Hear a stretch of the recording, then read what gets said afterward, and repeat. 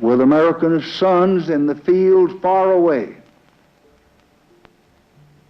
with America's future under challenge right here at home, with our hopes and the world's hopes for peace and the balance every day, I do not believe that I should devote an hour or a day of my time to any personal partisan causes or to any duties other than the awesome duties of this office, the presidency of your country. Accordingly, I shall not seek and I will not accept the nomination of my party for another term as your president. The United States, 1968. It's an election year, and the country is deeply embroiled in and divided over the American military presence in South Vietnam, a presence that comes under direct attack during the Lunar New Year, a holiday which, in Vietnam, is known as Tet. The Tet Offensive, undertaken by the North Vietnamese Army and South Vietnamese communist guerrillas known as the Viet Cong, undercuts the credibility of then President of the United States, Lyndon Johnson, who for months has been informing the American people that the Vietnam War is quickly coming to an end. As a direct result of this new fighting, President Johnson abdicates, announcing on live TV that he will not seek re-election. Johnson's abdication is just the start of political instability that would come to define this year. Good evening. Dr. Martin Luther King, the apostle of nonviolence in the civil rights movement, has been shot to death in Memphis, Tennessee. Police have issued an all-points bulletin for a well-dressed young white man seen running from the scene. Officers also reportedly chased and fired on a radio-equipped car containing 2 white men. In April, civil rights leader Dr. Martin Luther King Jr. is assassinated. Democratic candidate for president Robert Kennedy, brother of John Kennedy, is shot and killed on June 6. Assassinations, abdications, race riots, protesters. It seems the country is divided now more than ever. But one agency of the U.S. government seems to be insulated from the political turmoil. Since January of 1967, the National Aeronautics and Space Administration has been reeling from a disaster of its own. The Apollo 1 fire that resulted in the deaths of 3 American astronauts. For the past year and a half, investigation and review has replaced launching and learning. Its conquest deserves the best of all mankind. William H. Garrett. And its opportunity for peaceful Silver Star, the 3rd highest medal in the country. It doesn't mean anything. Bob Steele died for these medals. Lieutenant Conwell died so I got a medal. Sergeant John died so I got a medal. I got a Silver Star, Purple Heart, Army Commendation Medal, 8 air medals, National Defense, and the rest is garbage. It doesn't mean a thing. We choose to go to the moon. We choose to go to the moon. Carry out immediately. We choose to go to the moon and do the other things. Not because they are easy, but because they are hard.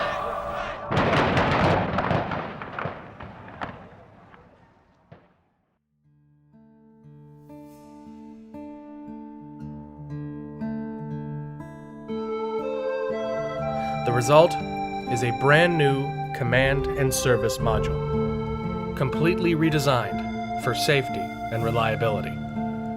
It's known as the Block 2. This setback hasn't eased the burden on NASA's management to put a man on the surface of the moon before 1970. In October, Apollo 7 fulfills the mission of Apollo 1 and test flies the CSM in low Earth orbit.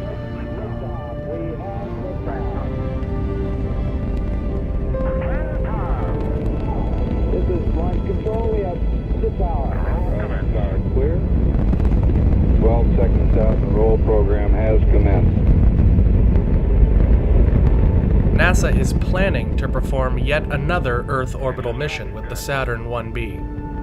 But news leaks out from the CIA that the Soviet Union has performed a lunar flyby with a spacecraft capable of carrying cosmonauts, Zond 5. This spacecraft, which carries tortoises and flies instead of humans, is the first ever spacecraft designed for life to be set out and returned from the moon.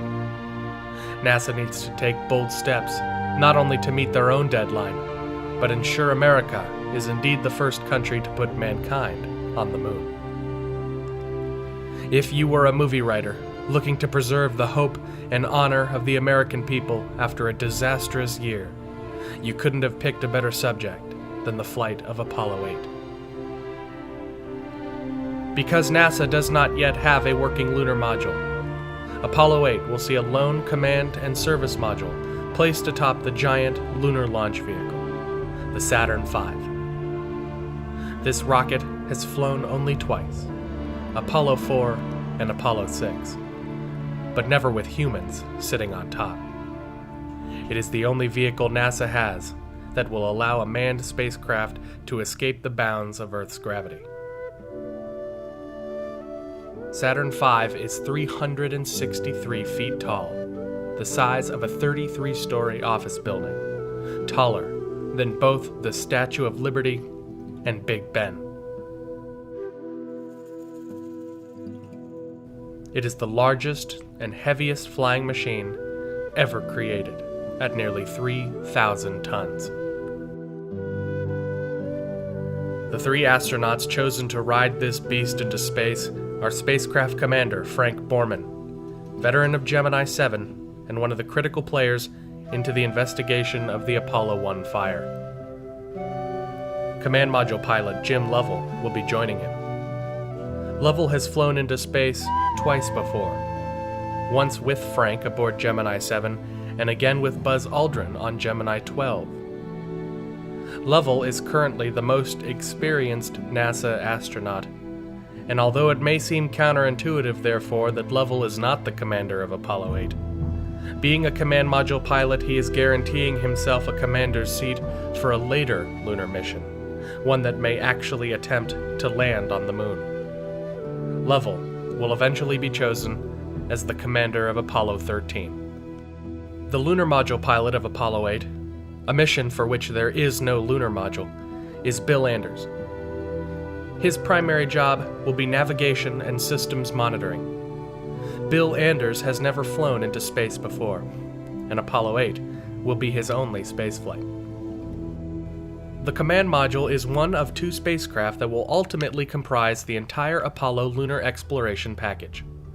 It is the control center and living quarters for the 3-man crew on the transit out towards and back from the moon, which is a 6-day round trip, not including any time spent once at the moon.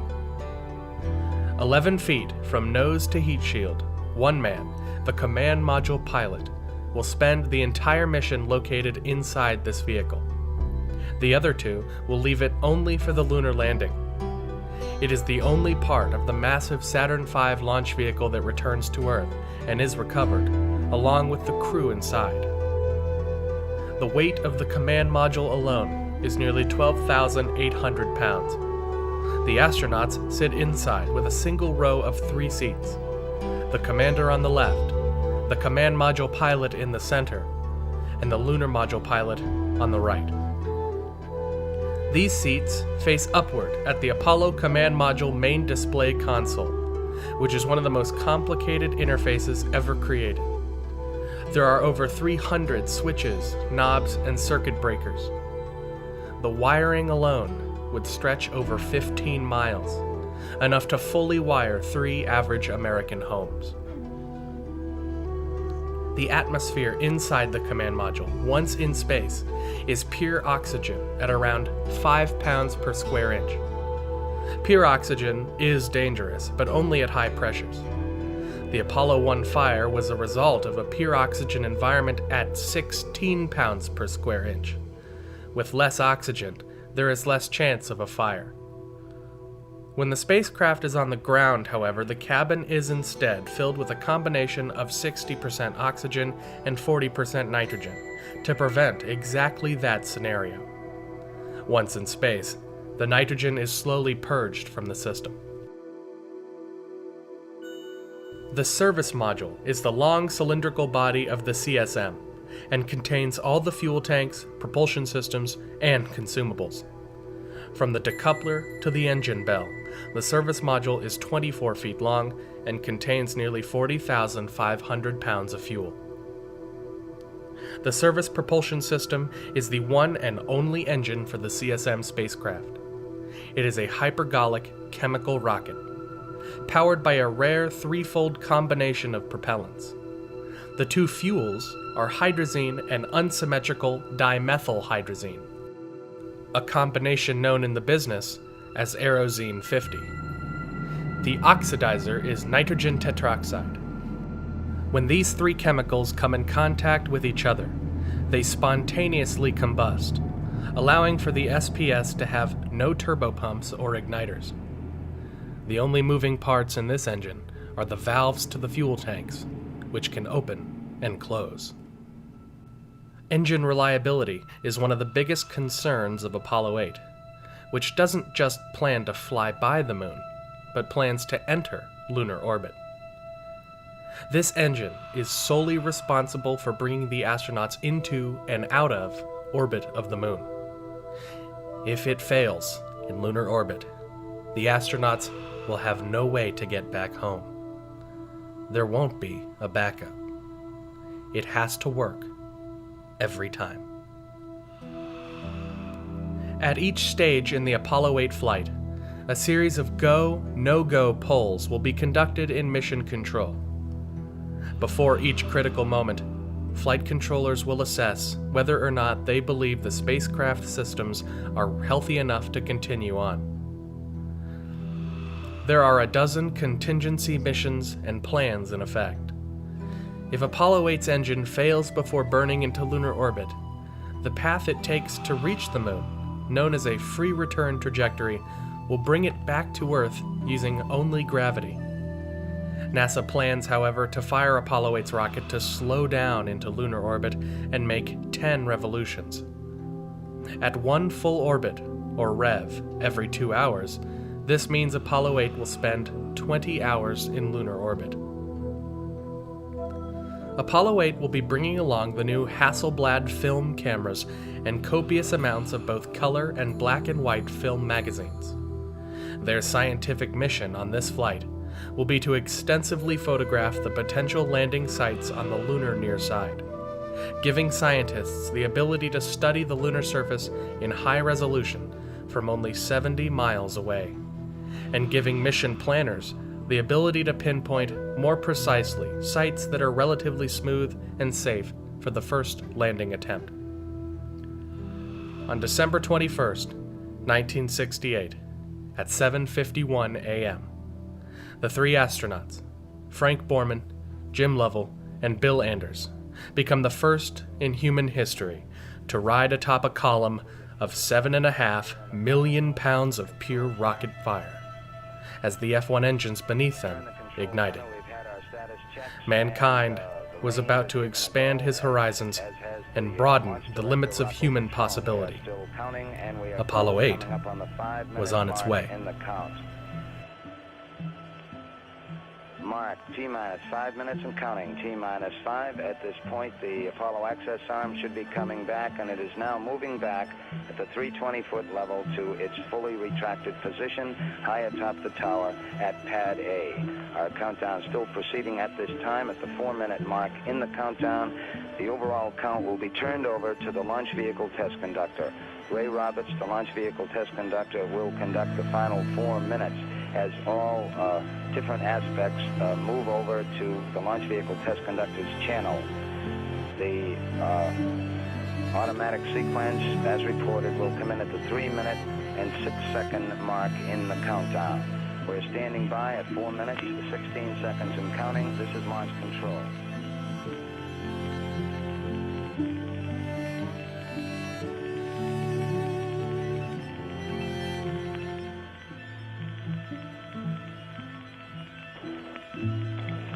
This is launch control coming up on 3 minutes and 30 seconds and counting. Mark, T-minus 3 minutes and 30 seconds and counting. We have completed our communications checks with the Apollo 8 astronauts in the cabin, and the communications are go. Coming up shortly, we'll be in the automatic sequence where we have a completely automatic checkout of the launch vehicle from 3 minutes and 6 seconds down.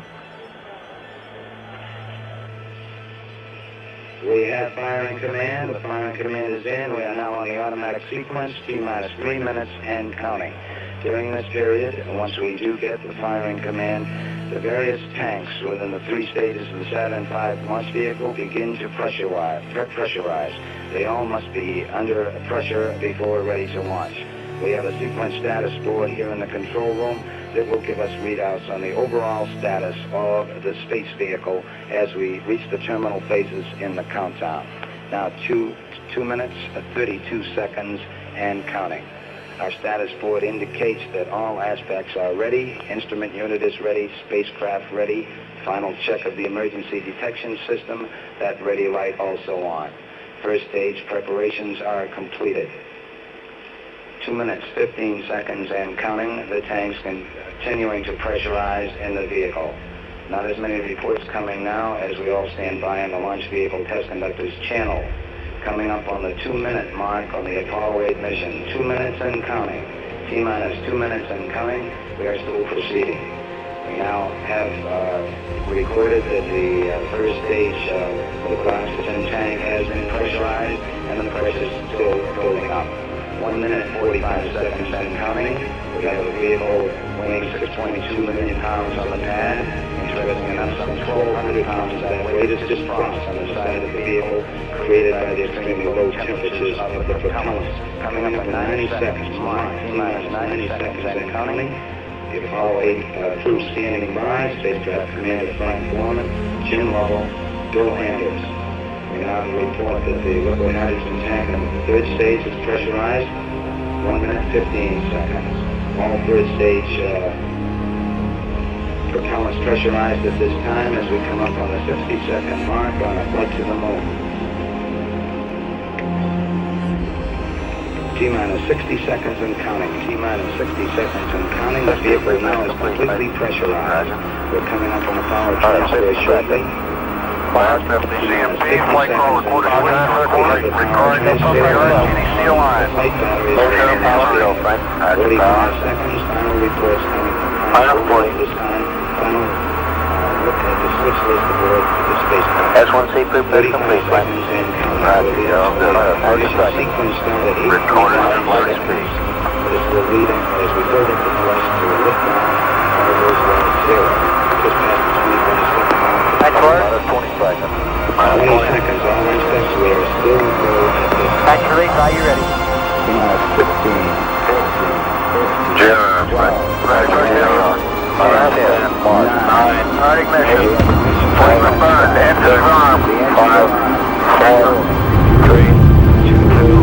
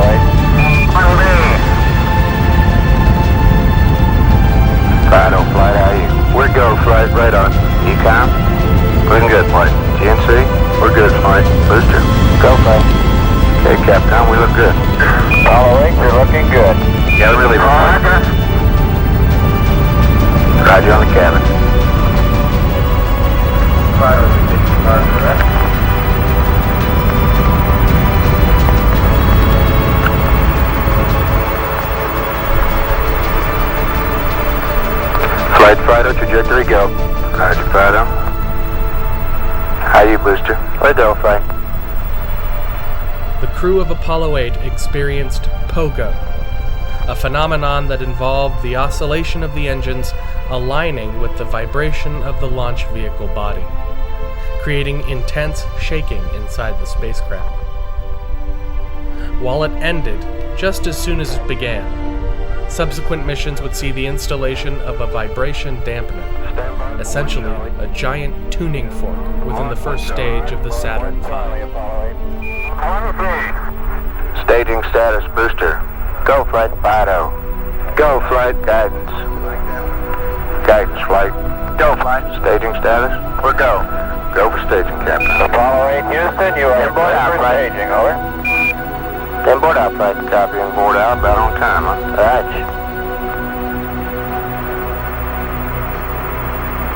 How you econ? Looking good, flight. Steady, a little noisy. GNC, we're go flight. That work, you get that CP back in? But checking, flight. Okay. ETO 2 minutes, flight. Okay. S1C cutout. Roger. S2 ignition. Roger, S2. All engines good? VU shift. Thrust looks good, flight. All engines. Roger. Flight Fido, trajectory go. Roger, Fido. Flight line safety go. Roger, no more reports, please. Thank you. Apollo 8, now 2 stages shorter and millions of pounds lighter, was now drifting in low Earth orbit. It is there they would stay for nearly 3 hours, meticulously scrolling through all their fuel levels and system statuses, ensuring the vehicle was in good shape to begin the lunar voyage. So over Hawaii, we relit the S-4B, and it was a very unusual sensation. You've all been in airliners, I've been in fighters. When you look back, you can see the airfield getting smaller, the buildings getting smaller. This time, the whole damn Earth was getting smaller. And we accelerated up to 25,000 miles an hour, and it was a remarkable feeling. It was. I remember Lovell saying, "Gosh, I can see the end of Chile, and I can see England all at the same time." Well, pretty soon you could see the whole Earth as a disk. We went out and undid ourselves from the rocket and turned around and found out that it would be very easy to dock with the LEM if we'd had a LEM, and we started on our way to the moon. At 2 hours and 27 minutes after launch, capsule communicator Michael Collins gave Apollo 8 and mankind its first go for trans-lunar injection. We were now free to break the bonds of the gravity that had held us for so long, free to leave this planet and explore an alien world. Apollo 8 Houston. Go ahead, Houston. Apollo 8, you are go for TLI, over. Roger, understand, we're go for TLI.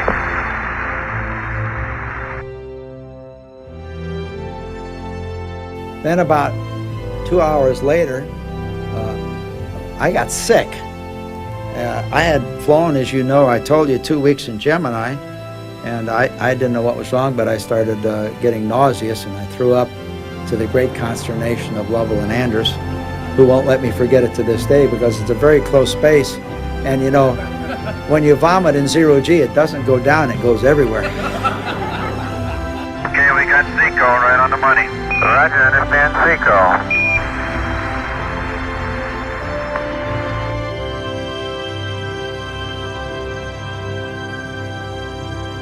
25 minutes after the lunar injection burn, the command and service module was separated from the third stage of the Saturn rocket via pyrotechnic charges, and the two pulled away from each other, each now beginning its own journey through space and time, towards the moon, a window to a forgotten world, frozen in time for 3 billion years. I think everybody thinks it was political.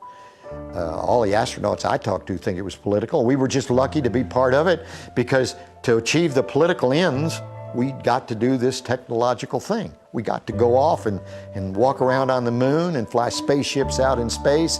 Maybe it happened 50 years too soon, Maybe if the Russians hadn't done it, we wouldn't go to the moon. We wouldn't have gone to the moon for another 100 years or 200 years. I don't know. No one knows this. But the fact we felt threatened, then we did it by the end of the decade.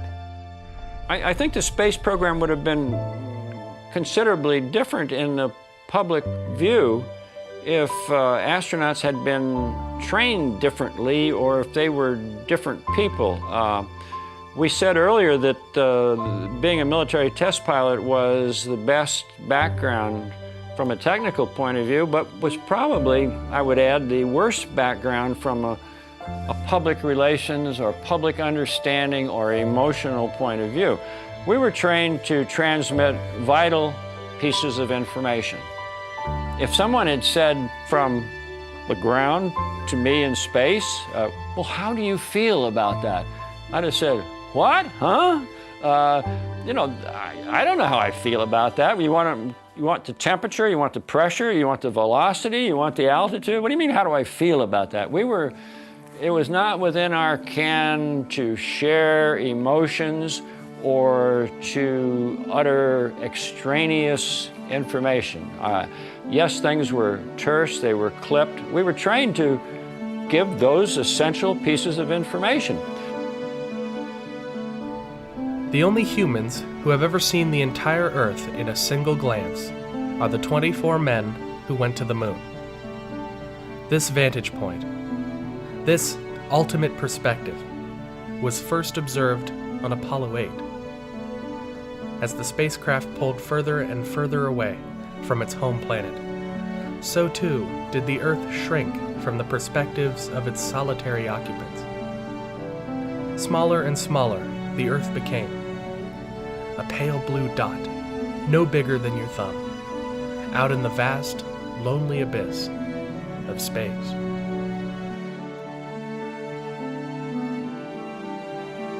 Transmission is coming to you approximately halfway between the moon and the Earth. We've been 31 hours, about 20 minutes into flight. We have about less than 40 hours left to go to the moon. Showing you the Earth, it's a beautiful, beautiful view with predominantly blue background and just huge covers of white clouds. Particularly one very strong vortex up near the Terminator. Very, very beautiful.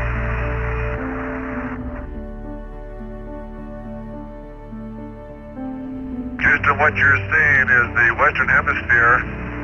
Looking at the top is the North Pole. In the center, just lower to the center, is South America. All the way down to Cape Horn. I can see Baja California and the southwestern part of the United States. There's a big long cloud bank going northeast. Covers a lot of the Gulf of Mexico, going up to the eastern part of the United States. And it appears now that the east coast is cloudy. I can see clouds over parts of Mexico. The parts of Central America are clear. And we can also see the light bright spot of the sub-solar point on the light side of the Earth.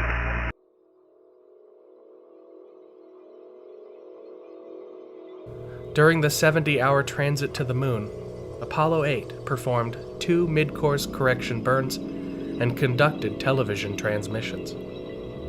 The TV camera Apollo 8 brought along is a black and white, slow scan machine designed for durability in a vacuum. This type of camera would eventually be used to film the first lunar EVA, but the quality pales in comparison to the film recorded by the astronauts on their 16mm data acquisition camera, which was shot in a color and quality that far outclassed television cameras at that time. Those following the adventures of Apollo 8 live experienced the mission through these grainy, ghostly images. But the real impact of the mission on humanity wouldn't be realized until the development of its film and photographs, well after splashdown.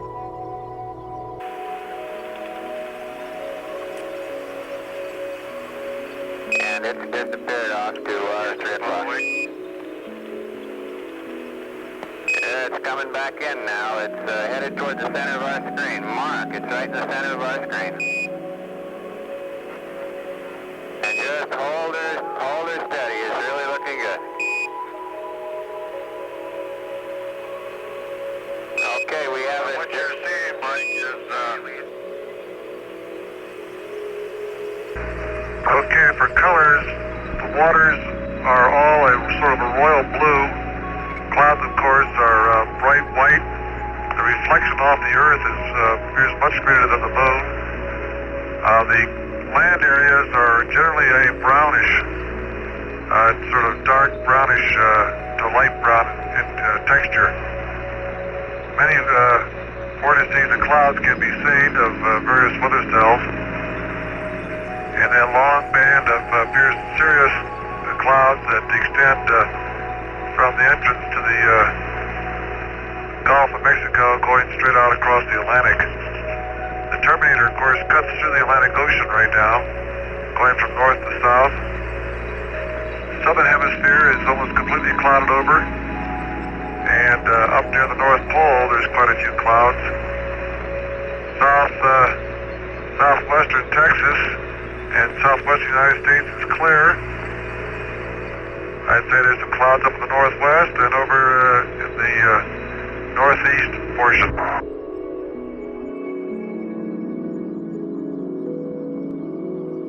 At 68 hours into Apollo 8, Capcom Gerald Carr gave the green light. One of the parameters that I was very aware of, I told Anders, I said, look, one of the things we know is that when we get behind that moon, just partially, the radio transmission with the Earth is going to be off, right? So on our flight plan, we knew what time that should be. And that would give us a first indication whether we were going to hit the moon or not. And I was interested in that, I really was. So lo and behold, as we go behind the moon, at the exact millisecond that we're supposed to lose radio communication, we lost it. The temperature in the spacecraft sharply dropped as the vehicle traversed the shadow of the moon. Suddenly, they were thrust into sunlight. Simultaneously, the Earth behind them set behind a mysterious horizon. For the first time in human history, man looks upon the far side of the moon with his own eye. He's just 70 miles away. This is Apollo Control, Houston, 69 hours now into the flight of Apollo 8. We're going to pick up that transmission when Jerry Carr advised that we were LOS. Houston, 2 minutes, LOS.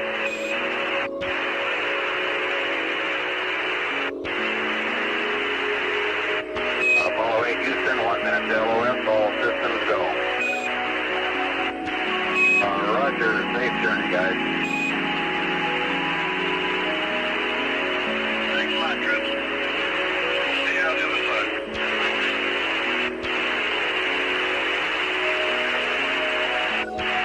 Apollo 8, 10 seconds to go. You're to go all the way.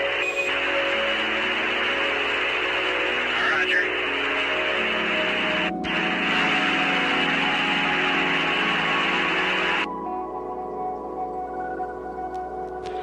This is Apollo Control, Houston. They're traveling over the back side of the moon now. Our velocity reading here, 7,777 feet per second. Apollo Control, Houston, mark 2 minutes from predicted time of acquisition. Apollo Control, Houston, mark 1 minute from predicted time of acquisition.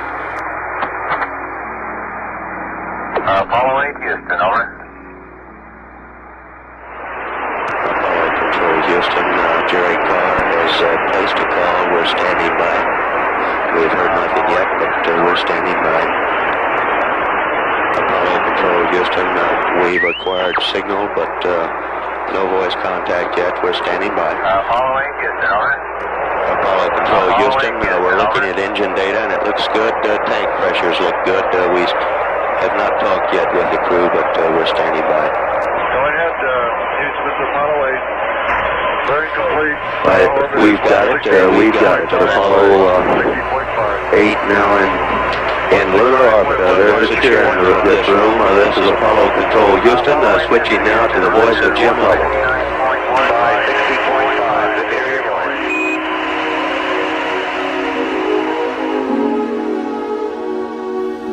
It was remarkable. You stop to think about it. First time out, 240,000 miles, right on the trajectory.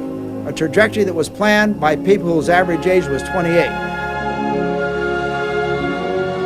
Apollo Control Houston, so you've had the first status report from an Apollo crew in lunar orbit. The unmanned lunar orbiter spacecraft traversed the moon perhaps over 10,000 times. But this is the first that a man aboard, in this case Frank Borman, reported to his compatriots here on Earth. Into the earthshine, or sunshine, actually, we came out. I think we were best expressed as three school kids looking through a candy store window. You know, the flight plan was forgotten for a few moments. Our noses were pressed to the glass, and we were all looking at those ancient old craters on the far side of the moon, which, of course, as you all know, we don't see from the Earth. And to see what they were and how they were, we were just 60 miles above the moon at that time. And I think that's one of the great impressions I've had in the first instances of actually becoming a satellite of the moon. Jim was busy photographing along the flight path through the navigation system, and I was shooting right, left, one thing that I don't think we had a light meter. The NASA had calculated what the reflected light would be depending on our longitude, which depend on our time. And so I just checked the clock and I'd turn it F this or F that. And so we got a lot of good pictures of the lunar surface. As Bill said, he was doing all this with photography, and I wanted him to be studying the systems, doing this. So I said, Anders, forget about those pictures. Don't worry about it, but we'll be able. Actually, I think that was made probably the most important evidence that we brought back was the photography, and Jim and Bill did it all. We were coming around on this third revolution, and I was taking pictures over here. Jim was asleep. I'm not even sure what he was doing, and I think Frank yelled out, "Look," or something, and here was this gorgeous thing coming up over the lunar horizon, the back side of the moon, much rougher than the front side of the moon. And so, boy, there was a mad scramble for cameras. Each guy had one, started firing off. I was lucky because I had one with a long lens and color film, and I just kept snapping and turning the f-stop.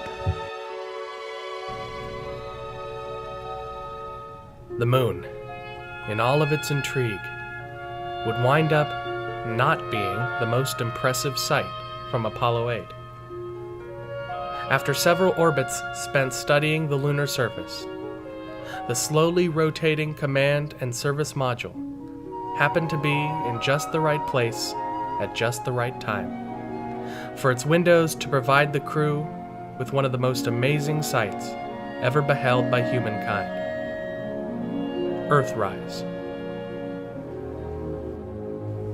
It seems ironic. Despite the purpose of Apollo being to discover the moon, the true philosophical and political impact of the lunar program was the discovery of the Earth. Oh my God, look at that picture over there.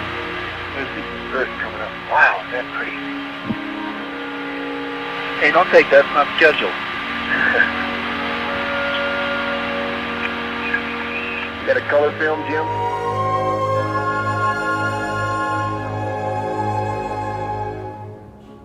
Christmas Eve, the moon, it was a magical moment for a divided America.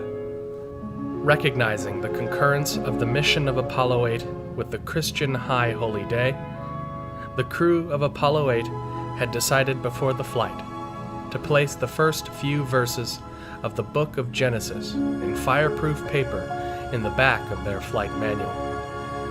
During their final lunar orbit, the crew of Apollo 8 held a communion with the people of Earth. We are now approaching lunar sunrise, and for all the people back on Earth, the crew of Apollo 8 has a message that we would like to send to you. In the beginning, God created the heaven and the earth. And the earth was without form and void, and darkness was upon the face of the deep. And the Spirit of God moved upon the face of the waters. And God said, "Let there be light." And there was light. And God saw the light, that it was good. And God divided the light from the darkness. And God called the light day, and the darkness he called night. And the evening and the morning were the first day.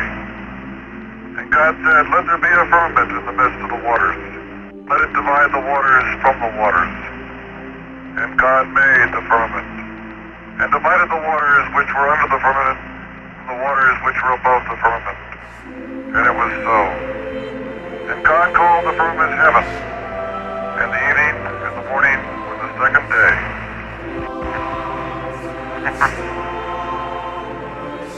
God said, "Let the waters under the heaven be gathered together into one place, and let the dry land appear." And it was so. And God called the dry land earth, and the gathering together of the waters called he seas. God saw that it was good. And from the crew of Apollo 8, we close with good night, good luck, a Merry Christmas, and God bless all of you on the good earth.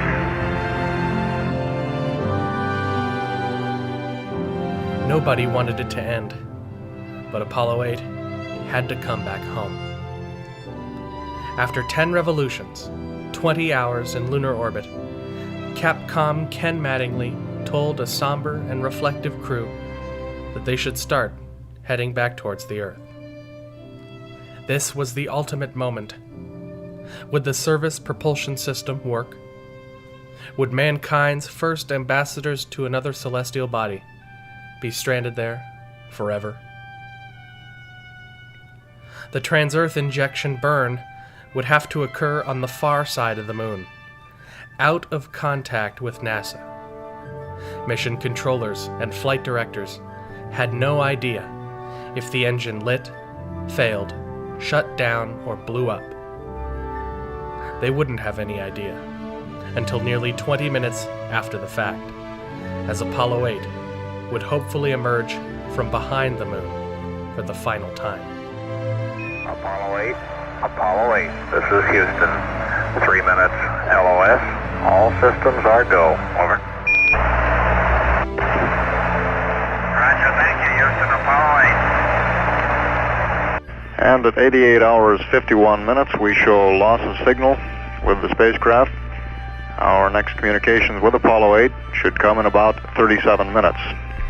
We are now about 28 minutes prior to our trans-Earth injection maneuver. Houston, Apollo 8, over. Hello, Apollo 8. Loud clear. Roger. Please be informed there is a Santa Claus. That's the sun. You're the best ones to know.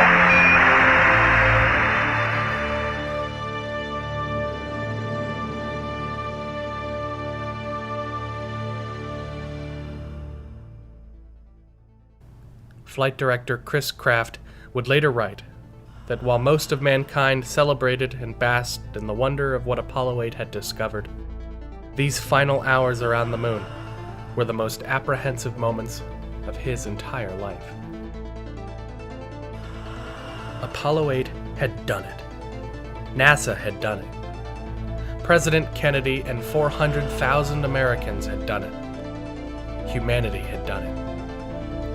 The first ever human voyage to the moon was now on the way home. It was a Christmas present better than anyone could have asked for. Apollo 8 spent another 70 hours falling all the way back towards the Earth. The crew now was a much happier, more talkative crew than the one that was sent out to discover the unknown. It seemed that now, more than ever before, the moon was in our reach.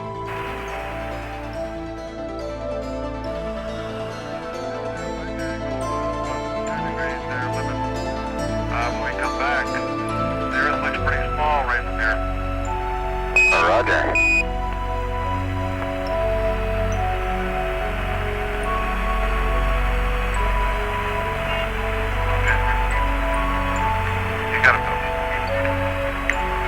As I look down on the Earth here, so far out in space, I think I must have the feeling that the travelers in the old sailing ships used to have. We've gone on a very long voyage away from home, and now we're headed back, and I have that feeling of being proud of the trip, but still happy to be going back home and back to our home port. And that's what you're seeing right here. Roger, Bill. We'll sure be glad to get you back, too.